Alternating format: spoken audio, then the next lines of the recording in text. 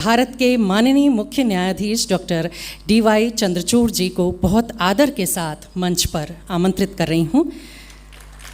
माननीय मुख्य न्यायाधीश डॉक्टर DY चंद्रचूड़ जी।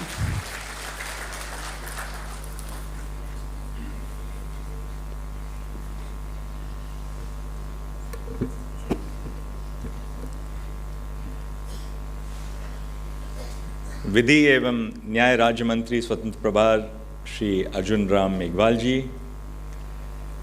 राजस्थान उच्च न्यायालय के मुख्य न्यायाधीश श्री मनिंद्र मोहन श्रीवास्तव जी, भारत सरकार के अधिकारीगण श्री SK जी राहटे साहब, न्याय विभाग के सचिव श्री नीरज गायगी जी, न्याय विभाग के संयुक्त सचिव, भारत सरकार के अधिकारीगण श्री जोगाराम पटेल जी, राजस्थान सरकार में न्याय एवं विधि मंत्री श्री मनोज दीक्षित जी, वाइस चांसलर साहब और इस कार्यक्रम में उपस्थित अतिथिगण, देवी और सज्जनों, बीकानेर शहर आकर मुझे आज बहुत ही खुशी हो रही है। ऐतिहासिक इमारतें, खूबसूरत रेगिस्तान एवं बीकानेरी व्यंजन के लिए इस शहर की चर्चा देश भर में होती है।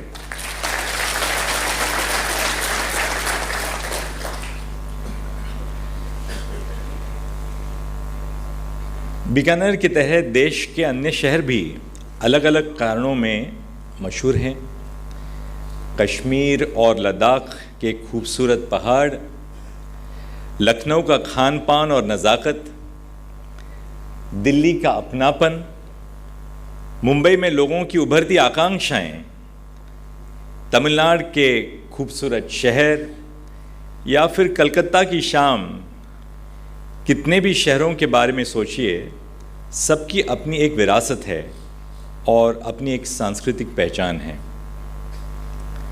पर इतनी विविधता होने के बावजूद भी ये सब शहर उभरते भारत की पहचान से जुड़े हुए हैं।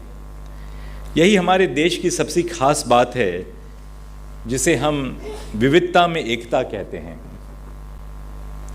बीकानेर शहर का योगदान संविधान निर्माण में भी रहा है, काफ़ी बड़ा योगदान रहा है। संविधान सभा के 284 सदस्यों में कंवर जसवंत सिंह का संबंध बीकानेर की धरती से था। उनके अलावा महाराजा गंगा सिंह कई सालों से जुड़े हुए थे, प्रिंसेस चेंबर के चांसलर भी रहे, ट्रीटी ऑफ वर्साई में वो उपस्थित थे। संविधान सभा में देश के अलग अलग हिस्से से आए हुए लोगों ने संविधान निर्माण में महत्वपूर्ण भूमिका निभाई। इसलिए उन क्षेत्रों के लोगों को यह एहसास होता है कि वर्षों पहले इस संविधान को हमारे किसी ने अपना बना लिया था। शायद बीकानेर की गाथा भी यही है।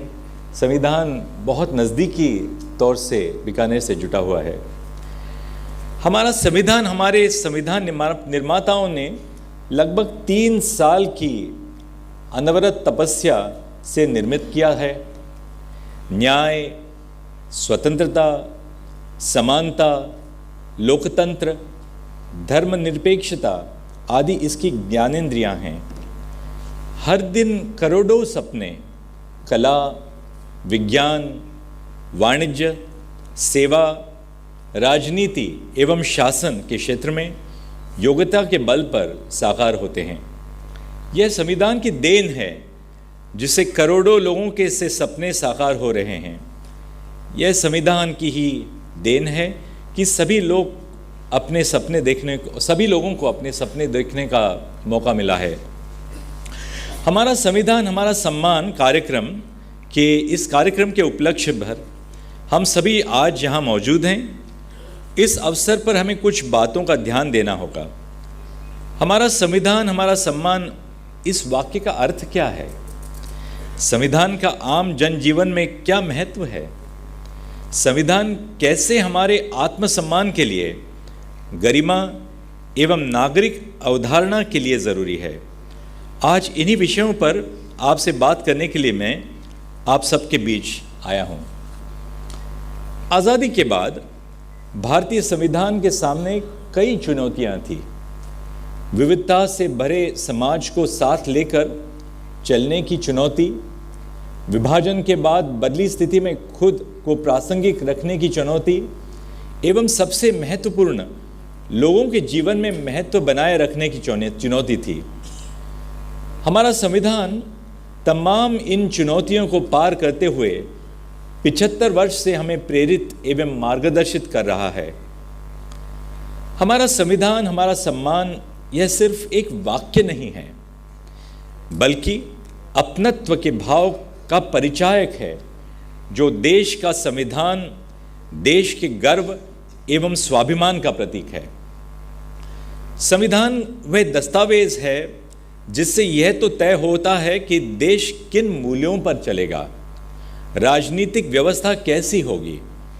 यह भी तय होता है कि लोगों का जीवन कैसे होगा, उनके अधिकार क्या होंगे, दायित्व क्या होंगे, सरकार के दायित्व क्या होंगे। संविधान हमारे देश और नागरिकों की सामूहिक आकांक्षा, संविधान निर्माताओं एवं स्वतंत्रता सेनानियों के संघर्ष एवं आदर्शों को दिखाता है। भारतीय संविधान एक ऐसा दस्तावेज है जिसमें सामान्य सिद्धांतों और मानवीय भावनाओं को प्रकट करने वाले प्रावधान एवं प्रशासनिक विवरण एक साथ मिल जाते हैं। यह इतिहास से सीखे गए सबक को दर्शाता है और लोकतंत्र, कानून का शासन, मानवाधिकार और समानता जैसे सिद्धांतों के प्रति प्रतिबद्धता का प्रतीक है। जब लोग कहते हैं हमारा संविधान हमारा सम्मान है, तब वे उस मार्गदर्शक दस्तावेज के प्रति गहरी सराहना व्यक्त कर रहे हैं जो देश की पहचान को आकार देता है और शासन के लिए एक रूपरेखा प्रदान करता है। यह संविधान में निहित सिद्धांतों को बनाए रखने और एक न्यायपूर्ण एवं न्याय संगत समाज की दिशा में काम करने के लिए महत्व पर जोर देता है। संविधान किसी भी राष्ट्र की स्थिरता, प्रगति और एकता के लिए महत्वपूर्ण है। अक्सर संविधान के बारे में यह कहा जाता है कि भारत के कुछ बड़े वकीलों ने इसे बनाया। यह कहा जाता है कि संविधान बनाने में जनमानस का सहयोग नहीं था। ब्रिटेन के संवैधानिक विद्वान सर आइवर जेनिंग्स ने यहाँ तक कहा था और कह दिया कि भारतीय संविधान वकीलों का स्वर्ग है, लॉयर्स पैराडाइज। पर मुझे सच तो पूछ लीजिए, तो सच है कि संविधान सभा में कई वकील थे। डॉक्टर बाबा साहेब भीमराव अंबेडकर सहित कई गणमान्य वकील शामिल थे। पर यह भी सच है कि संविधान मूलतः अंग्रेजी में लिखा गया था। पर यह कहना गलत होगा कि भारतीय संविधान को बस कुछ वकीलों ने मिलकर बनाया। भारतीय संविधान को बनाने में कई सामाजिक एवं राजनीतिक आंदोलनों का योगदान था। एक तरफ जहां अंग्रेजों के खिलाफ भारत में एक राजनीतिक आंदोलन चल रहा था, दूसरी तरफ भारत में व्याप्त सामाजिक असमानता को दूर करने के लिए एक सामाजिक आंदोलन भी चल रहा था। बाबा साहेब उस आंदोलन के बिल्कुल सामने थे, आगे थे। इन दोनों आंदोलनों का नतीजा था कि भारतीय संविधान में कैसी प्रावधानों की जगह मिली जिसकी वजह से देश की दिशा बदल गई। जब हम संविधान को देखते हैं तब यह पता चलता है कि संविधान का निर्माण तमाम वर्ग, समूह एवं नागरिकों के हितों को ध्यान में रखकर किया गया है। बाबा साहेब अम्बेडकर ने संविधान के समावेशी भावना को व्यक्त करते हुए संविधान सभा में कहा था, the constitution is not a mere lawyer's document. It is a vehicle of life and its spirit is always the spirit of age. मतलब संविधान केवल वकीलों का दस्तावेज नहीं है, यह जीवन जीने का वाहन है और इसकी आत्मा कई युगों की भावना है। जब आप संविधान में निहित अपने अधिकारों को पढ़ते हैं, उनके उपयोग के बारे में जानते हैं, जैसे आपको टेली लॉ और बाकी ये आदर्श स्कीम से मिलता है, तब आपको पता चलता है कि संविधान हमारे दैनिक जीवन में कितना ज़रूरी है। आपके दैनिक मजदूरी, पेंशन, राशन, साफ पानी, पढ़ाई, स्वास्थ्य, इन सब का अधिकार हमें संविधान से आता है। यह स्पष्ट करता है कि संविधान सिर्फ न्यायालय, सरकारी दफ्तरों और किताबों तक ही सीमित नहीं है। यह कोर्ट के कॉरिडोर से लेकर गांव के चबूतरे तक अपना स्थान बनाए रहा है। मैं जिस राज्य से आता हूं, महाराष्ट्र, वहाँ कई लोग संविधान को लेकर बातें वटवृक्ष के एवं चबूतरे पर करते मिले पाएंगे, जिससे हम मराठी में संविधान कट्टा कहते हैं। संविधान कट्टा कहते हैं, कट्टा गट्टा कहते हैं आप। राजस्थान के जयपुर में संविधान पार्क बनाया गया है, जिसमें संविधान की यात्रा एवं संविधान के बारे में विस्तार से बताया गया है। यह अपने तरह का देश भर में पहला संविधान पार्क है। संविधान की लोकप्रियता को बढ़ावा देने का सबसे अच्छा तरीका लोगों को उसके बारे में अधिक जानकारी देना है। इसलिए संविधान और उसके मूल्यों के साथ लोगों का परिचय कराने के लिए राज्य की भूमिका महत्वपूर्ण हो जाती है। इसलिए मैं आज department of justice Arjun Ram Meghwal ji को बहुत बहुत धन्यवाद मैं अपनी तरफ से अदा करना चाहता हूँ। भारतीय संविधान को सभी का संविधान माना जाता है, क्योंकि इसे समावेशी तौर पर बनाया गया था। कानून के समक्ष समानता का अधिकार संविधान देता है। इसमें निहित सिद्धांत और अधिकार सभी नागरिकों पर लागू होते हैं, चाहे उनकी पृष्ठभूमि, धर्म, जाति, लिंग या कोई अन्य विशेषता कुछ भी हो। यह सुनिश्चित करता है कि सभी व्यक्तियों के साथ समान व्यवहार किया जाए और उन्हें समान अवसर प्राप्त हो। भारतीय संविधान की यह कई विशेषताएं उसे सभी समूहों के बीच स्वीकार्य बनाती हैं। हमारे संविधान निर्माताओं ने उनके मन में व्यक्ति की गरिमा यानी ह्यूमन डिग्निटी का सर्वोच्च महत्व था। डॉक्टर बाबा साहेब अम्बेडकर ने संविधान सभा के प्रारूप समिति के अध्यक्ष के रूप में यह सुनिश्चित किया कि न्याय, स्वतंत्रता और समानता के मूल्यों के साथ साथ बंधुता यानी फ्रेटर्निटी और व्यक्ति की गरिमा की भावनाओं को भी संविधान बढ़ावा दे। उन्होंने स्वतंत्रता एवं समानता के हनन के खिलाफ बंधुता को वास्तविक सुरक्षा कवच माना एवं उसे सबसे ऊंचा स्थान दिया। कहने का मतलब यह है कि देश में समानता को बनाए रखने के लिए आपसी बंधुता जरूरी है। अगर लोग एक दूसरे के साथ लड़ेंगे तो देश कैसे आगे बढ़ेगा? इसलिए जब हम हमारा संविधान हमारा सम्मान कहते हैं, तो हमें इस बात पर भी जोर देना होगा कि हम देश में बंधुता एवं भाईचारे को भी बढ़ावा दें। इन भावनाओं को अपने जीवन में, अपने निजी जीवन में आत्मसात करें। देश के नागरिकों को यह भी समझना होगा कि एक तरफ जहां संविधान उनके अधिकारों की बात करता है, दूसरी तरफ यह भी उम्मीद करता है कि देश के नागरिक अपने दायित्वों का निर्वहन करें। संविधान में ही नागरिकों के दायित्वों का जिक्र किया है, जिनमें संविधान का सम्मान करना, सामाजिक सौहार्द एवं बंधुता को बढ़ावा देना, पर्यावरण की सुरक्षा करना, वैज्ञानिक सोच को आत्मसात करना एवं बच्चों को पढ़ाना आदि शामिल है। संविधान की भावना के अनुरूप हमें एक दूसरे के प्रति आदर का भाव रखना चाहिए। अक्सर मैं देखता हूँ कि लोग अपने पद से जूनियर व्यक्ति को सम्मान की नज़र से नहीं देखते। एक छोटा सा उदाहरण देता हूँ आपको। लोग अपने ड्राइवर के प्रति सम्मान नहीं रखते। लोग सोचते हैं कि ड्राइवर छोटा काम कर रहा है। इसी तरह हम सफाई करने वाले व्यक्तियों को हीन भावना से देखते हैं। ऑफिस के चपरासी से अभद्र व्यवहार करते हैं।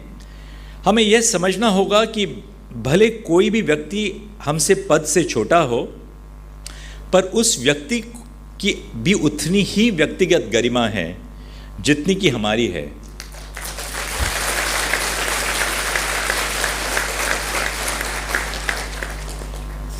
सर्वोच्च न्यायालय में एक पोस्ट है जिसका 1950 से जमादार उस पोस्ट को हम कहते थे। अब जमादार का काम होता है, जो हम गाड़ी से उतरते हैं तो दरवाज़ा खोलना है, हम कोर्ट जाते हैं तो हमें कुर्सी पीछे करते हैं, कोर्ट से उठने का समय होता है तो वो बताते हैं कि भाई उठने का समय हो गया, आप घर चले जाइए आप। तो मैंने सोचा कि 75 साल हम इनको जमादार क्यों कहते हैं, तो उनका नाम हमने बदल कर अब अशर रख दिया है और सीनियर अशर रख दिया है।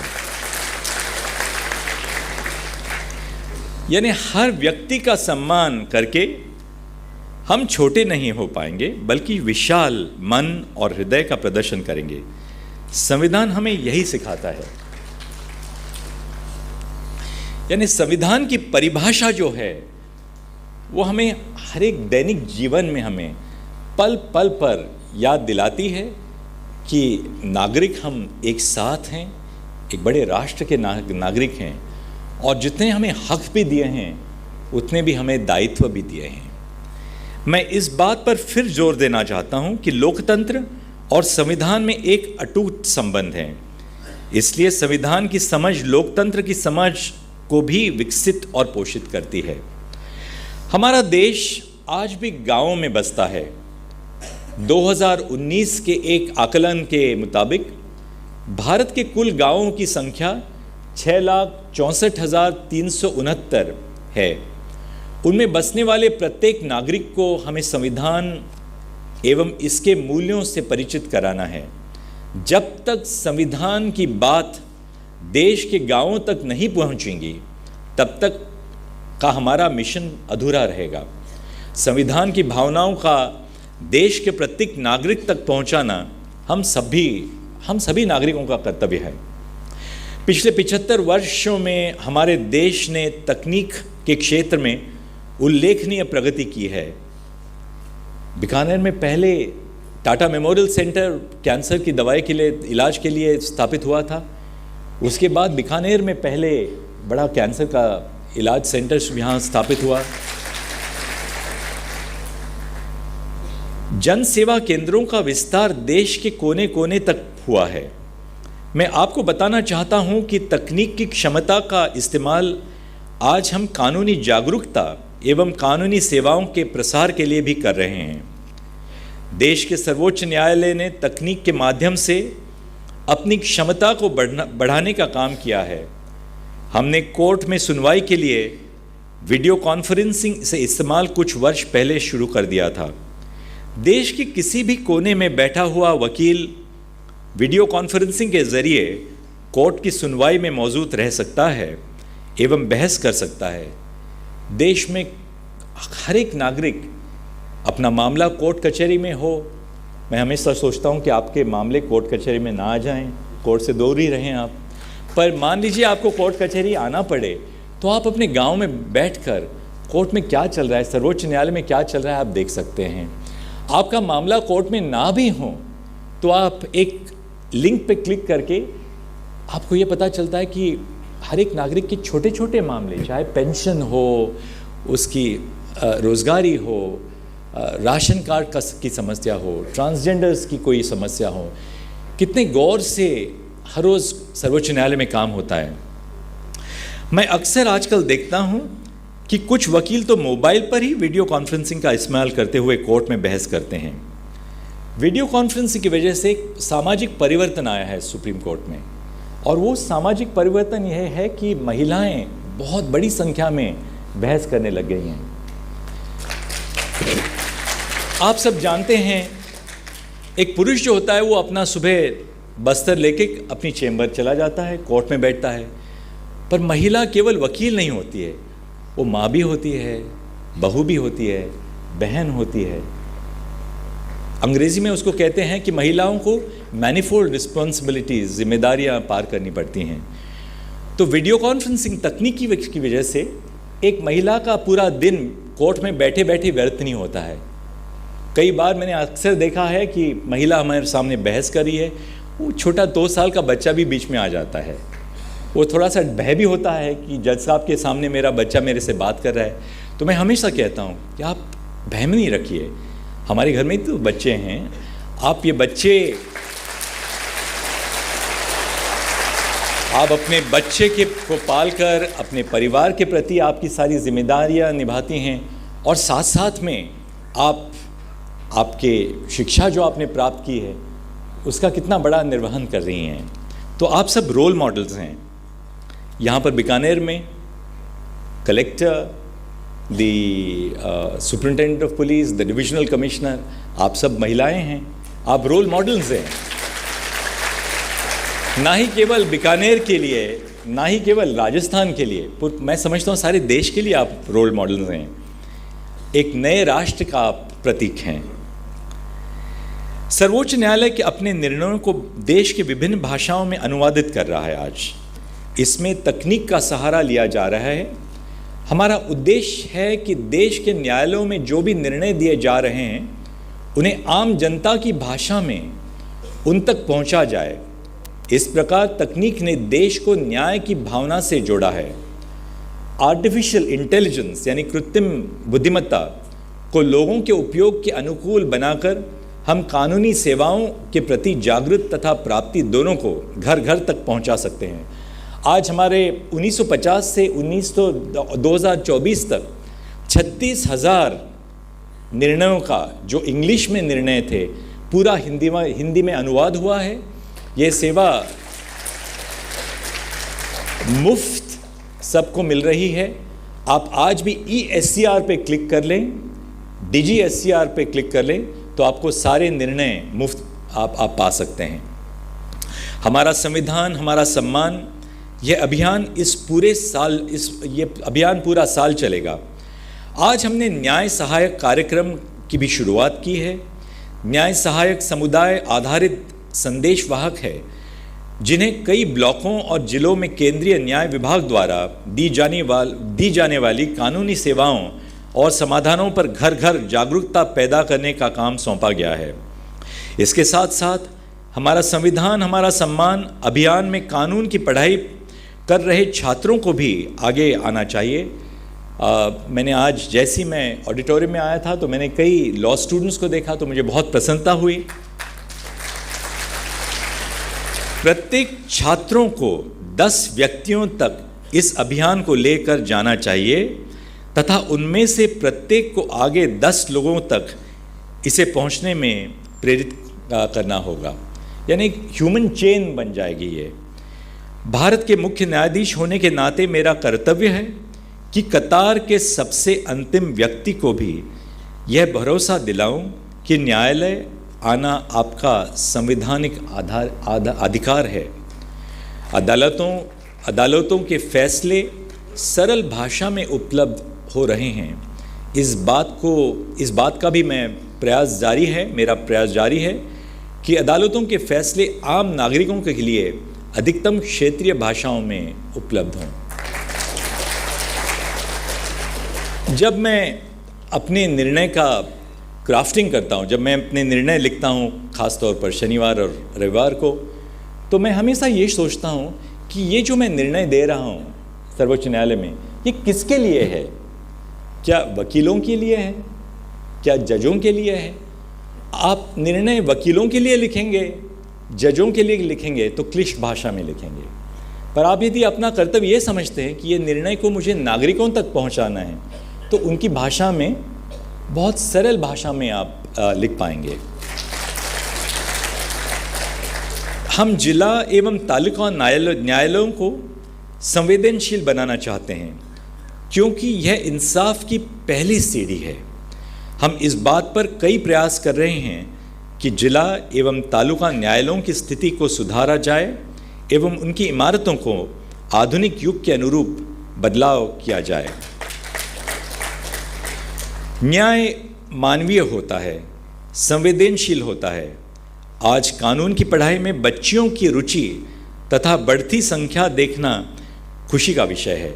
अभी थोड़ी देर पहले मुझे कलेक्टर मैम ने बताया कि वो कैंपस लॉ सेंटर में उन्होंने शिक्षा प्राप्त की, जहाँ पर मैं भी स्टूडेंट था। 20-25 साल उनसे सीनियर था मैं। जिला न्यायालयों में महिला न्यायाधीशों की बढ़ती संख्या भी बेहद उत्साहजनक है। मैं आपको बताना चाहता हूं कि पिछले कुछ वर्ष में कई राज्यों में सिविल जज जूनियर डिवीजन के पद के लिए चयन में महिला न्यायाधीशों की संख्या 50% से भी ज़्यादा है। अभी थोड़ी देर पहले मुझे मुख्य न्यायाधीश जी श्रीवास्तव साहब ने बताया कि राजस्थान राज्य में 1400 जो संख्या है डिस्ट्रिक्ट जुडिशरी की, उसमें 560 से अधिक महिलाएं हैं। आखिर में यह कहना चाहता हूं कि संविधान के 75वें वर्ष में हमें यही सुनिश्चित करने का प्रयास करना चाहिए कि संविधान के मूल्य हमारे जीवन में मूलभूत परिवर्तन लाएं, उन समुदायों को मुख्य द्वार में ले आएं जिसकी कल्पना संविधान निर्माताओं ने की थी। इन्हीं शब्दों के साथ मैं अपनी बात पर विराम देता हूं एवं आप सभी को शुभकामनाएं प्रेषित करता हूं। आखिरी में मैं ये भी कहना चाहता हूं कि मेरी थोड़ी बहुत मराठी मिश्रित जो भाषा है, मराठी मिश्रित भाषा है, उसको आपने बहुत गौर से सुना। आपके बहुत बहुत धन्यवाद। ई कोर्ट्स फेज़ 3 का शुभारंभ हो रहा है। भारत सरकार ने ई कोर्ट्स फेज़ 3 में करीब 7,000 करोड़ रुपए का बजट हमें प्रदान किया है। ई कोर्ट्स फेज़ 3 के माध्यम से मैं सोचता हूं कि बीकानेर को वीडियो कॉन्फ्रेंसिंग में सुविधा मिलेगी।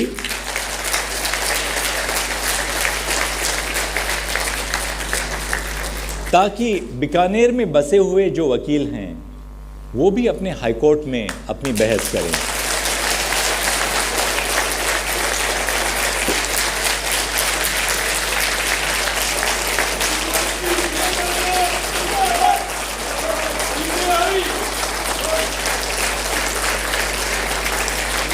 मैं अक्सर ये कहता हूँ कि हमारा जो सुप्रीम कोर्ट है, सर्वोच्च न्यायालय है, वो बसा हुआ तो तिलक मार्ग पे है, तिलक मार्ग पे बसा हुआ है। लोकमान्य तिलक कितने बड़े स्वतंत्रता सेनानी थे, हमारे महाराष्ट्र में थे। पर मैं हमेशा यही सोचता हूँ कि ये सर्वोच्च न्यायालय जो है वो सुप्रीम कोर्ट ऑफ इंडिया, ये सुप्रीम कोर्ट ऑफ तिलक मार्ग तो नहीं है। और यदि हम इसको सुप्रीम कोर्ट ऑफ तिलक मार्ग से असली रूप में सुप्रीम कोर्ट ऑफ इंडिया बनाना चाहते हैं तो वो कैसे लोगों तक पहुँचे। और तकनीकी की वजह से जब केरल से कोई जूनियर हमारे सामने प्रकट होता है, या कोई मेघालय से कोई महिला प्रकट होती है, राजस्थान से कोई, बहस भी ना करें, हमें देखते हैं कि क्या बहस कैसे हो रही है कोर्ट में। क्या मेरा छोटा सा मामला है, लैंड रेवेन्यू का मामला है, मेरे ज़मीन का मामला है, क्या ये जो जज साहब हैं ढंग से सुन रहे हैं कि नहीं हमें। तो ये जो एक कॉन्फिडेंस पैदा करता है लोगों में, इसकी बहुत ज़रूरत है। और मैं सोचता हूँ कि वैसे ही हाई कोर्ट ऑफ राजस्थान केवल हाई कोर्ट ऑफ जयपुर और हाई कोर्ट ऑफ जोधपुर नहीं है, पूरे राज्य का हाई कोर्ट है। और इसको हम तकनीकी के माध्यम से हर नागरिक के घर में और दिल में बसा सकते हैं, ताकि आज का जो समारोह है, इसका जो मतलब है, उसका श्रेय जो डिपार्टमेंट ऑफ जस्टिस को हमें देना चाहिए, वो हर नागरिक तक हम पहुंचा सके। नमस्ते, धन्यवाद।